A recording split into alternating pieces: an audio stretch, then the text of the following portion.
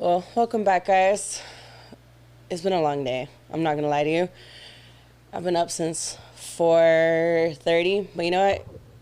It's kind of one of those days where it's like you're mad because it's hot and you're on your period and you just don't want to do anything. But you gotta remind yourself that you gotta push on through it. That's okay. But anyways, welcome back, guys. This is episode what, 6, 7, 6. I believe this I is wanna say episode 6 or 7. One of those. I'll check right now. I'm never good with like remembering what number we're on. But anyways, I hope y'all have been having a good day. How about you, Aldo? How's your day? Day's been pretty fantastic, not gonna lie. Like, I've been just doing not nursery routes, but just like rescue routes since I got my tooth pulled. Oh, really? Yeah, and that's just because of protocol, and it just sucks, to be honest. But tomorrow I'm going back to normal, so that's good. Oh, that's good. Yeah. Yeah. I used to work really morning, like early morning shifts a lot, like very consistently. So I got very used to it. But then I stopped doing that. So I would work mostly like 9 to 5-ish. And lately I've been doing a couple shifts where I'm back to early mornings. And it's like once you get out of that routine, getting back into it's hard. So the past 2 days I've been working like in the early morning.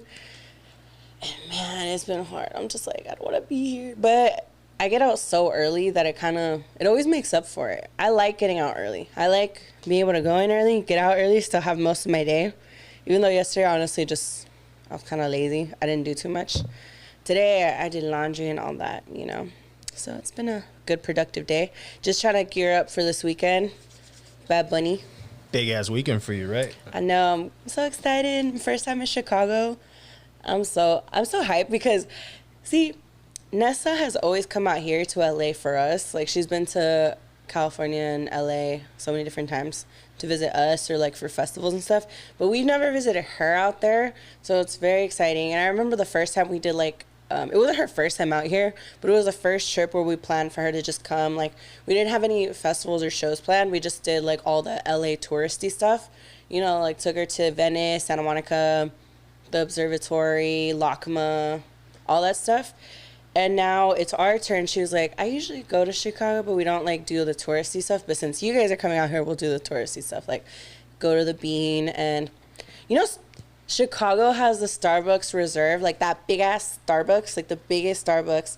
And it has like a bar and like they'll do like espresso, like alcoholic drinks and all that stuff. So it's pretty much like the fucking Taco Bell Cantina in Vegas, but this time it's for Starbucks. But it's like fancy too, because they'll do like they have, from what my understanding, they have like better food, better coffee, and all that fun stuff. So I'm excited. We're gonna do that and visit like the big ass Bean. So we'll do all the touristy shit. And we get to finally meet her fiance. So I'm excited, because I haven't met him yet. But he seems cool. This is your first time in Chi-Town, right? Mm-hmm. So I'm hyped. The Windy City. It's supposed to rain, or it might, I think. I don't know. Chicago weather is weird. It's like humid, but it's hot, but it's rainy. It's gross, but it's okay. It's funny because when people talk about California weather, like, you guys have such nice weather. And there's times where I'm like, man, it's fucking hot. But then I look at other states, like Florida, in Chicago, and I'm like, you know what? I'm not gonna complain. It's really not that bad. I could take the heat for a little bit, like a fucking lizard. Just lay out there and bake. It's not too bad. Yeah, Florida's a fucking sauna, yo. That's just fucking terrible.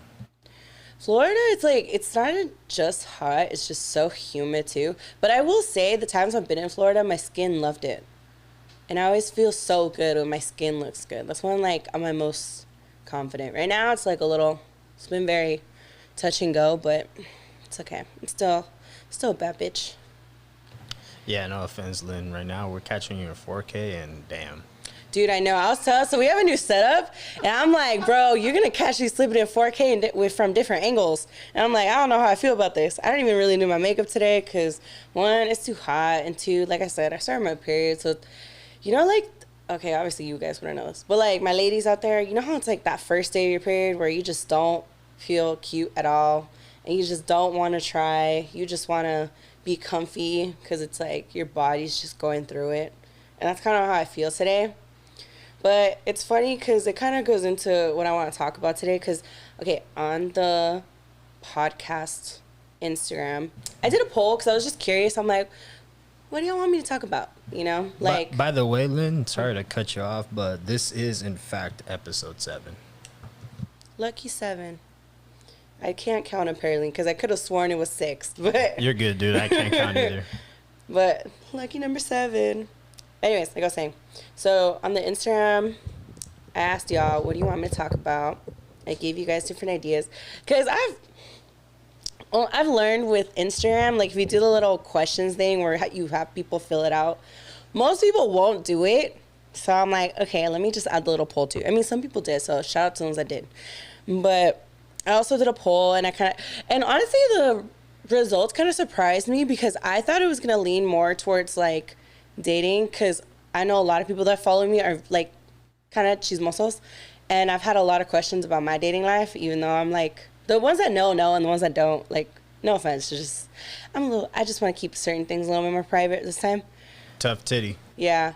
Just because also it's like, with dating and stuff, I do want to talk about it eventually because I've been through my ups and downs with dating. And it's just like one of those things where I kind of just want to talk about it later in a whole other episode and like whatnot. But so I thought it was going to lean more towards that. But surprisingly, I got 44%, which is like the highest one, for like self-love and confidence, which I thought was cool. And then the second one was friendships. And I'm like, ooh, we can talk about friendships because friendships I find very interesting topic too. So I'm definitely going to do all of them because I also put family on there, which is funny because one of the little questions things someone did fill out and they're like, you should talk about mommy issues. And I'm like, oh, I would definitely want to do that. And someone else said love languages, and I definitely want to do that. It's funny because I recently retook the test because I wanted to be sure what my results are, and I knew, but like I wanted to retake it. So for sure gonna do a whole episode on love languages because I always find that really interesting. But today we're gonna talk about self-love and confidence, which is something that I've worked on by myself on my own for the past few years. And I think if you met me in high school, I mean obviously like we're all very different from when we were in high school to now, obviously, but even just in like the past maybe 5 years, if you looked at me from like 5 years ago, which is what, 2017, to now, my confidence levels have definitely like changed so much. Like, don't get me wrong, there's days where I have insecurities, especially right now with like dating and stuff. You realize what insecurities are still there. It's like so annoying because someone told me once that once you start getting into a relationship, the person that you're with is kind of like a mirror. You see a reflection of like certain things you both still need to work on that you didn't realize, because it's like when you're around someone so much, they kind of see certain sides of you that sometimes like most people don't always point out. But anyways, so like I have certain insecurities that I still work through every day, but I think if I look at myself from when I was a kid to a teenager to even 5 years ago, I was not the most secure person. I remember I used to talk really shit. I was the queen of self-deprecating jokes. Like I've always had the mentality of like, if I joke about certain things about myself first, it doesn't hurt when other people do it. You know, it's so much easier to, you know, call yourself like stupid or fat or just make certain jokes about yourself. But with every joke, there's like a little underlying bit of truth. It's like there's a part of you that honestly does believe that. And that's kind of how it was for me. You know, as a kid, I grew up as, I've always been like fat or overweight compared to like other kids in my school, because I went to a school that was predominantly white, you know, like a lot of blonde skinny girls, you know. And it's different when also not only that, but like when Hispanic culture, you know, everyone has that one nickname. And of course, like mine growing up was gorda. You know, like I had that one tia that would call me gorda. I had those other tias that would call me gorda. And, you know, when you're calling a kid that, I think, don't get me wrong, like I do have tough skin, but it's because I had to. Like, I've had, you grow up hearing those things about yourself and you internalize that so much that you kind of have to, have tough skin, and you also become the one where you're like, you know what? Yeah, if I own it and I make all these self-deprecating jokes about myself, I can it's kind of like a defense mechanism, you know? Like I've always said, there's nothing worse than someone can say about me that I haven't said about myself first. And for a long time I felt like it was just kind of that tough exterior where if I said it, I wouldn't have to worry about, what other people thought. But at that same time, I did care about what other people thought. I tried to pretend like I didn't, but I did. And I feel like in the past more like 4 or 5 years, I've worked on that a lot. And the first thing that really put things into perspective for me was just like when I was in a really shitty situation, like relationship. I remember my ex and I would used to talk shit to each other so much. And it made me, and when I got out of that relationship, but also when I got out of a different situationship, it kind of made me take a look at myself. And I'm like, bro, do you even love yourself? Like, why are you putting yourself in these situations where you're allowing these other people to control how you see yourself, I started thinking so much about how I saw myself from such a negative point of view.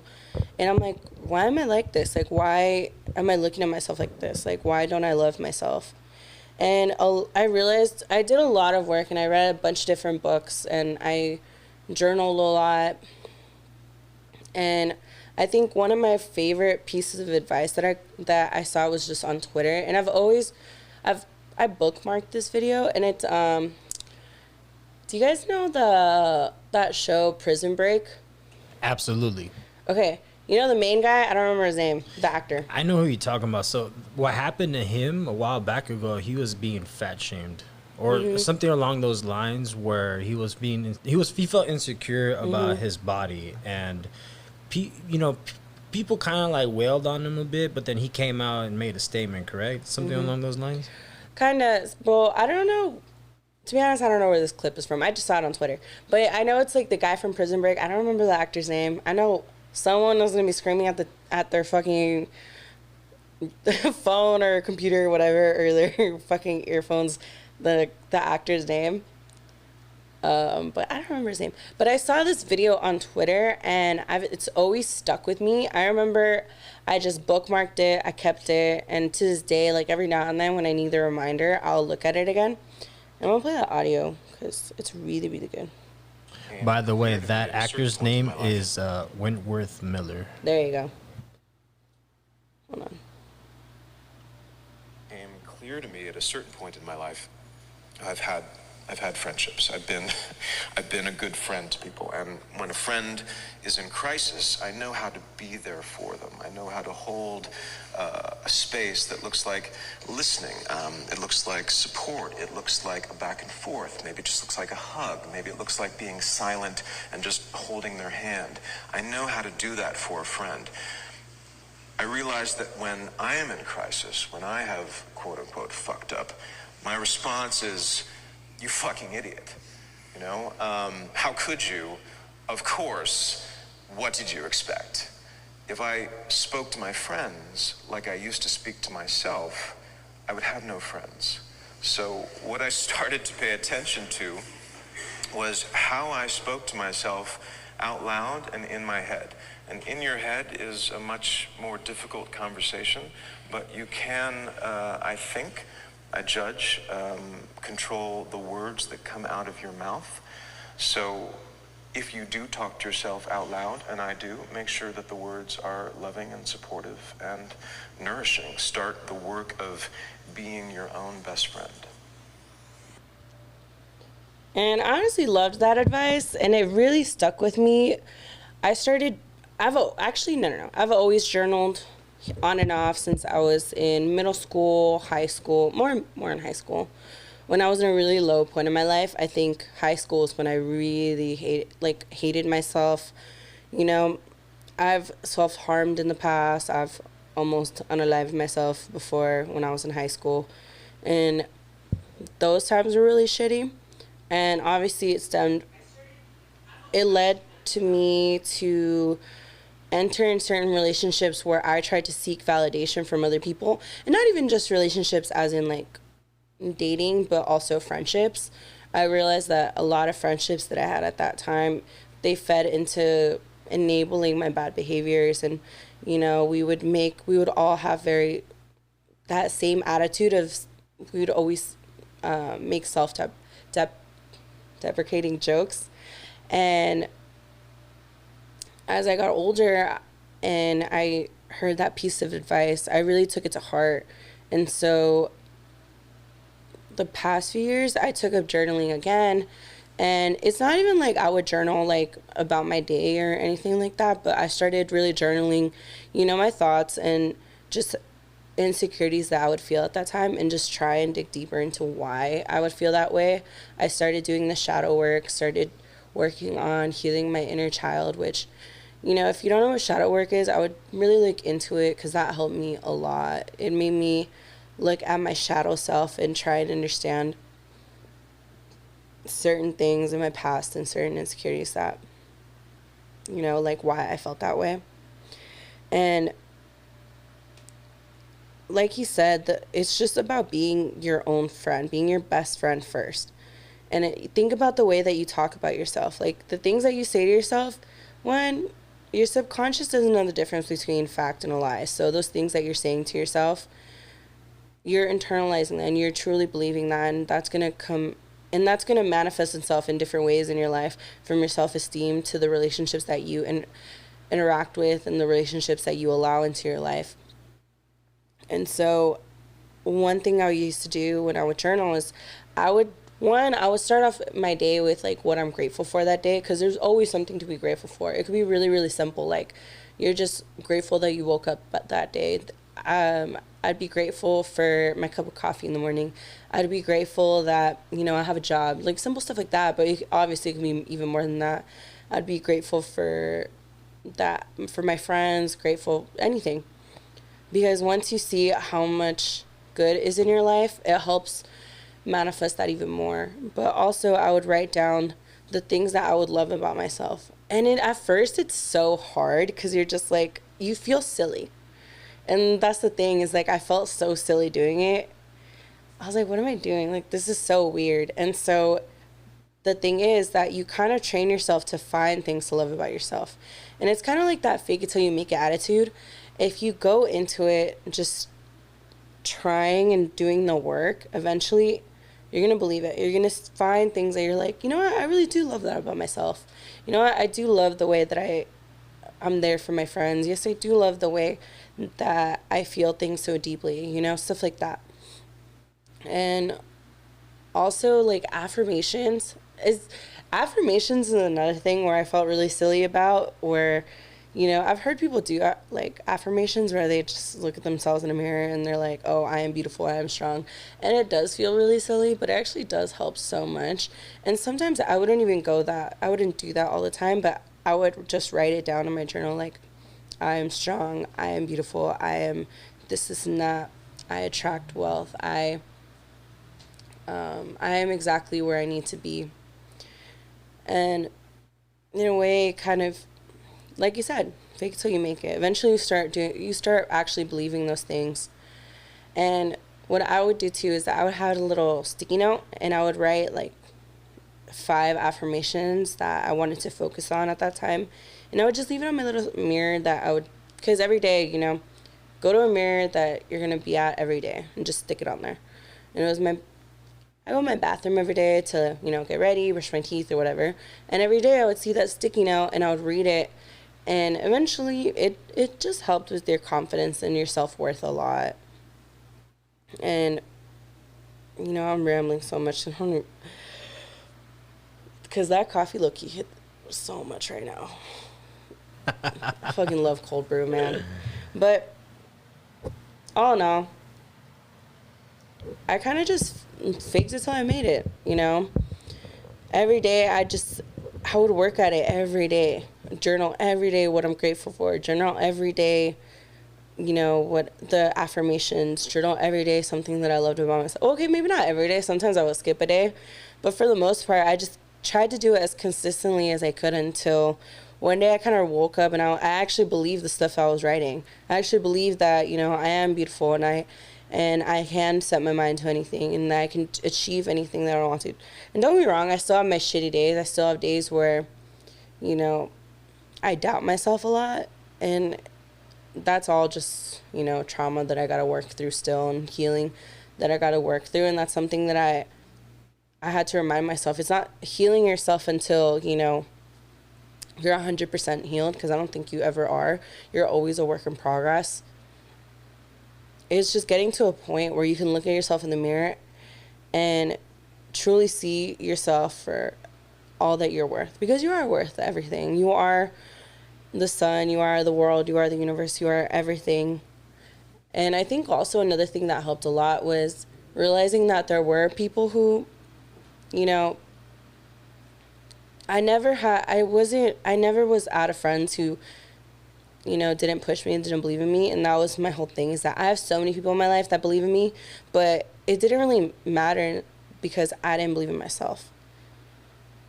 And that was something so hard, is that I'd always hear growing up, like, oh, you have so much potential. Oh, I believe in you. It was like, oh, this, and that. But it's just like, it didn't really matter until I believed in myself. And confidence is something that, you know, it's a mindset. You can practice, you could do all these things to practice it and to get yourself there. But at the same time, it's work, you know. I feel like sometimes I see people and they ask me, they're like, how did you get to this point in, like, your self-love healing journey? It's like, I put in the work, dude. Like, I didn't just wake up one day and I was like, oh, I love myself. Like, no, there's years of work that I put into it. And like I said, there's still days where I feel really shitty about myself. But I feel like some people, they want a quick fix and they want to just, you know, find validation in Instagram likes or in other people. Like, people, I've seen some people try and enter relationships because, you know, they want that validation and they want someone to love them. But I'm like, dude, how can you expect someone to love you if you don't love yourself? Like, I've heard that so many different times, but it's true. Like, I feel like I've been single for this long because, one, I had to do the work first. Like, don't get me wrong, there were times where I did try and enter certain relationships way too early for that validation. But once I realized that, I was like, nah, I gotta take a step back, because I can't be doing that either, because it's just gonna be this cycle of being with someone just because it's comfortable and being with someone just because I want to hear them say, like, oh, I love you and, like, all this stuff. But it doesn't mean anything until I love myself first. And once I did that work, it helped everything else in the rest of my life, from one, being able to make better friendships too, because friendships was another thing where I did have certain relationships that enabled bad behaviors and enabled that, you know, those voices in my head that were like, oh, you're not enough. Because it's not even just dating, it's friendships too. And then once I started doing all that to, like, love myself, I was able to attract better friendships. I was able to attract better guys into my life. And also, it was a lot easier for me to see the red flags in other people. And I think once you start healing yourself, you can look at other people, and once they ask you for help, you can help them. And now I'm in a point where I'm starting to enter a relationship for the first time in, like, 5 years. Half a decade. Yeah, I've been single for that long, technically. Like, my last serious relationship was 5 years ago. And now I'm starting to, well, yeah. We're entering that next level soon, hopefully. We'll see. But oh shit, Mr. Clean's getting drafted we'll to see. the main roster. What's up with that? We'll see. I don't know. I mean, like I said, I've always said I'm gonna stay in these streets till someone takes me out. So we'll see how long I'm in here for. But That's toxic. no, it's not. I don't think it is, because at the end of the day, like, for me, it's just like I got to a point where I've seen a lot of people enter relationships for that validation and let certain things slide just to be with someone. And I didn't want to do that, like, because I've done that before. Like, I remember my ex, we stayed a lot longer than we should have, and Aldo and Kevin probably know that better than anyone too, because y'all were there, like, when we were really not good with each other. But to touch back, and sorry to interrupt, Lynn, but No, you're this was obviously this was during a time where you weren't, like you said, you weren't putting this work in of self-love and self-worth, I was because also really young. the thing that too, but the thing too is this: you were stuck in this mentality of, this person helped me out through tough times, I owe it to them. But at some point you realize, no, at some point I have to put myself first, which you did. It obviously took a while, but when you did, you obviously kind of, you know, sorry to say this, but you pretty much broke yourself from those chains. And obviously there were some hardships that followed after that, but in that journey 5 years ago to now, this is where you're at, a much stronger person with better perspective, and most importantly, a lot of self-love and a lot of self-worth. Yeah, because back then too, like you said, it was very easy because going from my home life at the time to that, like, I got kicked out of my mom's house, and I lived with him for a while, and it led to a very codependent relationship. And it was just so comfortable for me to stay in that, and it was very hard for me to let go, because it's like, there was a part of me where, don't get me wrong, I had love for him. I'm never going to knock that. It's not that he was a bad person. It's not that. We just weren't right for each other. We didn't bring out the best in each other after a while. And there was that part of me that was just so scared to let go of that. And I remember there were times where I would go to bed crying because of, like, our fights, you know, and it's crazy thinking back about that person that I was back then and how little I thought of myself. But once I finally was ready to pull out of that, it was kind of weird, because it's like, okay, now I'm really got to stand out on my own. And I've had other situations after that didn't really end well, and again, still was just repeating those cycles, because that's the thing, you're going to repeat these cycles until you're ready to actually do the work, and you're ready to look at yourself in the mirror and be like, okay, I'm not going to stay in this, like, victim mentality, this self-deprecating, self-loathing version of myself. Like, I don't want to keep doing this all the fucking time. Like, I'm tired of it. And I just reached a point where I was just so fed up with myself and just, like, the mindset that I had, that I was just like, nah, I got to figure out a way to get out of this, because I'm tired of being sad. I'm tired of being depressed. I'm tired of hating myself, because it's exhausting. It's so exhausting. Like, looking at yourself in the mirror and just being like, I hate myself. Like, that's just fucking tiring. It's so much easier to like, love. Actually, no, it's still work, but you're just a lot happier. You're a lot lighter. And after that situation with my ex, and then another situation after that, I took that time to just literally be alone for the first time in my life, and, like, alone, not looking at anybody, not flirting with anybody, not entertaining anything. And I was celibate for 9 months. I'm not saying you got to be celibate to love yourself at all. Like, you do your thing. Like, if you want to be, like I've always said, if you want to be a hoe, be a hoe. Live your life. But Let me ask, Lynn, were you masturbating during this time? for a while I did. For a while I didn't even do that. Like, I was dead ass, like, nothing for, like, months. I think I didn't even masturbate, I think, for, like, 5 or 6 months. And then after a while I was like, all right, okay, I'm okay with doing that. And then after that, I didn't I think I held out having sex with anybody for, like, another 3 or 4 months after that. But I think in total I was like celibate for about 9 or 10 months.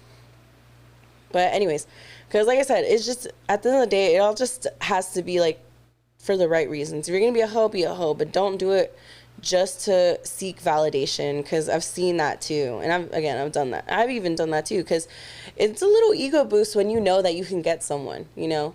Even sometimes it's like, even just flirting with someone, it's like a quick little ego boost. It's a quick validation. But when you're constantly doing that just so you can like have some type of like love for yourself, quote unquote, like, you know, so you can have some kind of validation and attention, you're doing it for the wrong reasons. And that's when you really have to just take a step back and be like, why am I trying to find love in the wrong places? It's about asking yourself those questions and really looking at yourself in the mirror and taking stock in how you played a role in your own like self-destruction, self-loathing. Because I had to take a step back and be like, okay, no, this is on me too. This isn't like, I don't hate myself because this person didn't like me back. It's not, don't get me wrong, your childhood and your parents play a role in it, but only for so long. You have to take stock and take accountability in why you're in the place that you're at. And I think that was the hardest, was looking at myself and being like, you brought certain things onto yourself. And once I got out of that victim mindset, it really changed it, which is kind of annoying sometimes now too, because sometimes you want to be like, man, fuck the world, like this and that. But at the same time, you're like, no, I can't do that anymore. I'm like too far in my journey to where I can't go backwards, and I can't blame other people or circumstances for it's cheap. It's a cheap move. Exactly. Like, you're so conscious of the fact that that's too easy. It's too easy to like blame certain people or certain situations for X, Y, and Z, you know? So once I started doing that, I just really started to do a lot of shadow work, doing a lot of journaling, and just looking at myself from a different light. And I started to look at myself as my own I started being my own cheerleader, basically. And you kind of have to. Like, fake it till you make it, girl or dude. Like, you have to pretend like, because you are. Like, you have to be the main character of your own story. And I'm not saying don't be the main character in, like, the world. I mean the main character in your own story. Because at the end of the day, everyone else, they're the main character in their own world, you know? The world doesn't revolve around you. I mean, you could pretend like in your world, yeah, but like not the actual world. And I think the one thing that helped too is that I have a really hard time. Like, I didn't realize how much of a control issue I had until like I think this past year. Like, I like to I have a hard time letting control of certain like narratives in my life. And I had to let go of that, because at the end of the day, I have to, like, I realize it doesn't really matter what people say about me. As long as I know who I am and I know my core values and I know my intention, that's all that should matter. People are going to talk and people are going to say all kinds of bullshit about you, but at the end of the day, like, none of that should matter. And I feel like that was really hard. For me, like, I remember growing up, I used to be so scared of making a fool of myself. Like, I would get embarrassed so easily. Like, I would look at other people, like the class clowns and the people who were super loud, the people that were super funny. And I used to be jealous of them, because I'd be like, I wish I could have the confidence to do the stupid shit that they're doing. Even if it's so stupid, even if it was really dumb and they looked stupid, I'm like, dude, if I don't even have the balls to do that.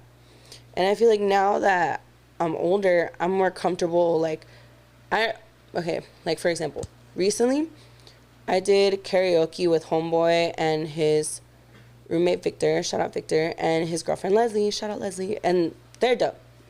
They're really cool people. And I feel like, and I've done karaoke a few other times, and I feel like the old me, like in high school or even a couple years ago, I would have been too shy to even, and too embarrassed to even do karaoke. Because I'd be like, damn, I have a terrible singing voice. I'm going to sound so stupid. I'm going to sound like, I don't even know it. I'm just sound terrible. Like, why am I going to do that? Why am I going to put myself in a situation where I'm going to embarrass myself, you know? Now I'm like, bro, I don't give a fuck. Give me the mic. I'm going to sing Miley Cyrus right now.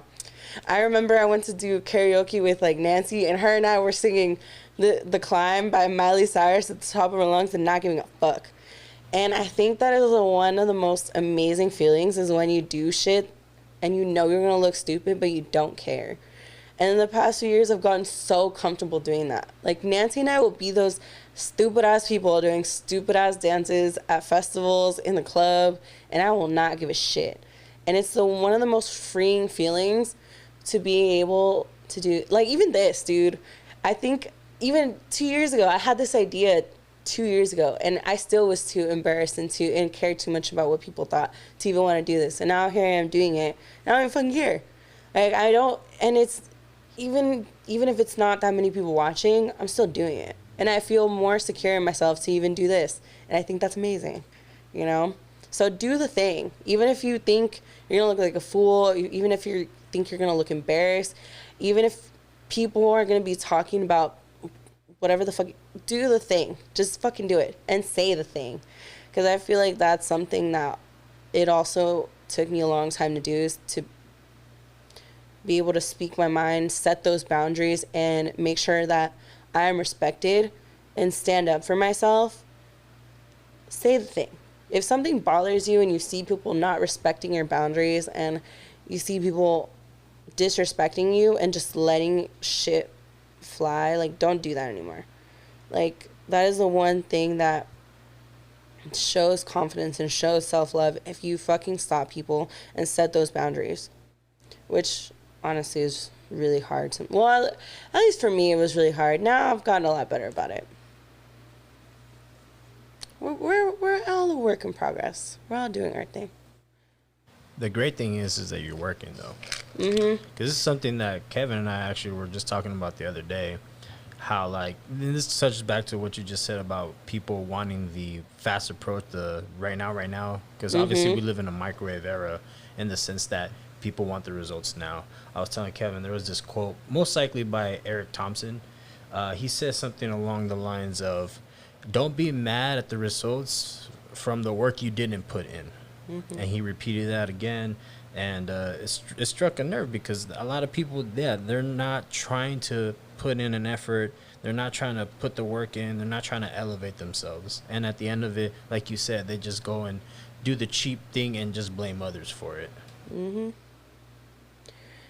And that's the thing, dude. Like, I feel like some people think it's really easy. And I remember there was a while where people were, like, looking at me and they're like, oh, you're glowing. You look a lot happier and this and that. And I was like, dude, it took so much work for me to even get here. And, you know, and people, and I've had friends ask me, like, how, like, you look so much happier and you look like you love yourself, and I wish, or it's one of those things where they're like, oh, I wish I could be like that, or I wish, I'm like, you can, it's just, it's a lot of work. And some people, it's very easy for them to stay in that victim mentality and stay in that mindset. And I'm not hating, because, like, mental illness is a whole other thing in itself, because don't get me wrong, I still have days where I get really depressed and I'm, you know, on autopilot, and I question my self-worth and I question where I'm at in life and all those things. I'm not saying that, you know, I don't have those days. It's just now I actually fight harder and I work harder to get out of that and not stay in that, because I used to be able to stay in that.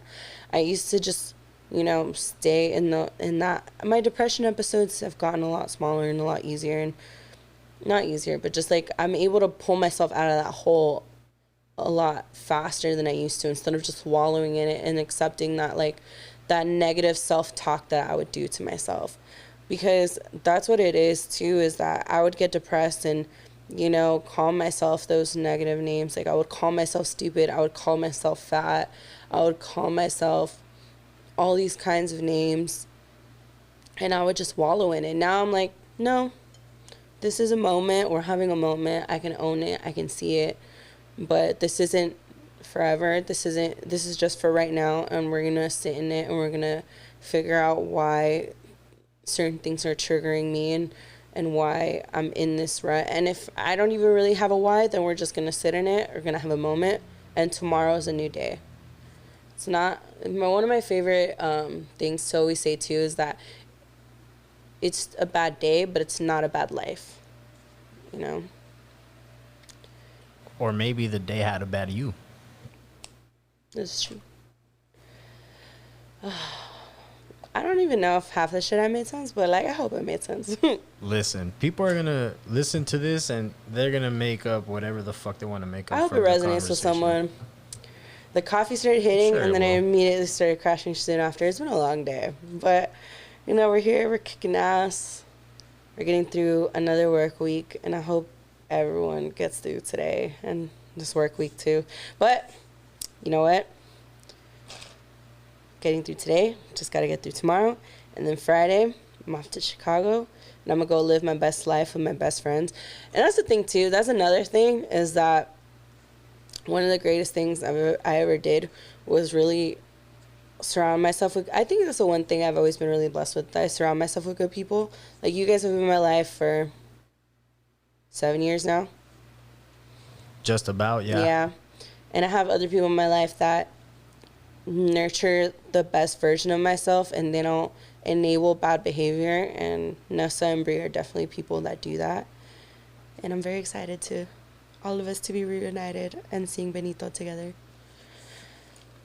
What's the most thing you're looking forward to this weekend? Because obviously you've got Benito and then this whole Chicago thing. Honestly, it's just spending time with Nessa and Brie. Honestly, don't get me wrong, the two things I'm looking forward to the most is singing our favorite songs together, because I feel like, I mean, most people don't know this, but we technically all met because of music, because we all got in a group chat because we had shared common interest in certain DJs.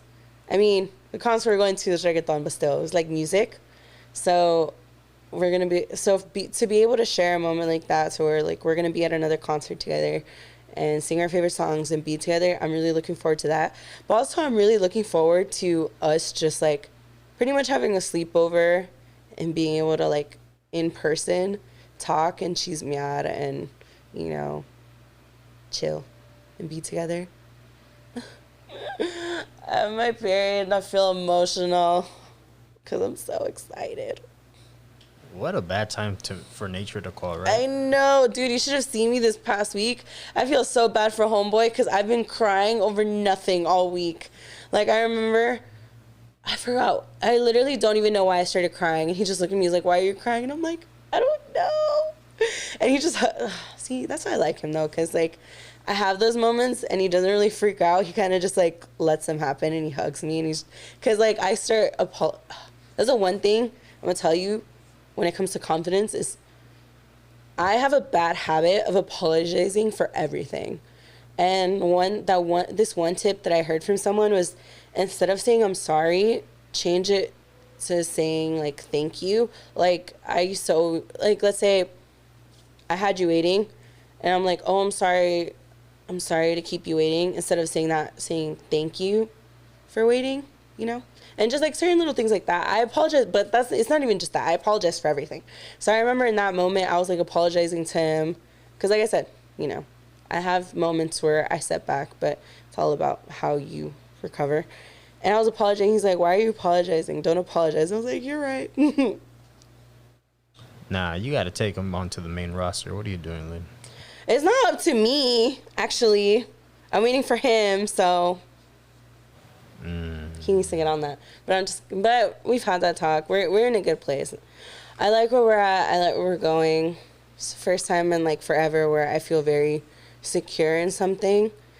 And that's the one good thing too, is that once I became very secure in myself, I was able to notice once someone brings me out of that, you know, because there's been certain situations in the past where I've tried dating someone and they didn't bring out the secure side of me. They brought more of the anxious side of me. And with him, for the most part, I feel more secure. If I ever feel anxious, it's more of a me thing, or if it's a him thing. actually communicate about it and talk about it and like work through it together, instead of where in the past there's been certain people where I've brought up something, an issue, an insecurity, whatever, and they try to flip it and make me feel crazy, which didn't make me feel secure and just made me more anxious. So, we're heading towards a good path. That's great. Yeah. But I think we're going to call it today because I'm tired. No, you did great, dude. You Yeah. almost hit an hour. And everyone, I hope y'all have a great week. I can't believe it's already like halfway through August. It's so funny. I was thinking about something that happened earlier this year, and I was like, damn, that feels like so long ago. I feel like this year has kind of like breezed by, but also really long. I don't know. Time's weird. Time's an illusion, dude. This is true. But I hope everyone has a great week. Like, subscribe, comment, share, all the things. You already know. And I love you guys. And everyone loves you too. Ladies and gentlemen, that was Lynn Lopez. Out.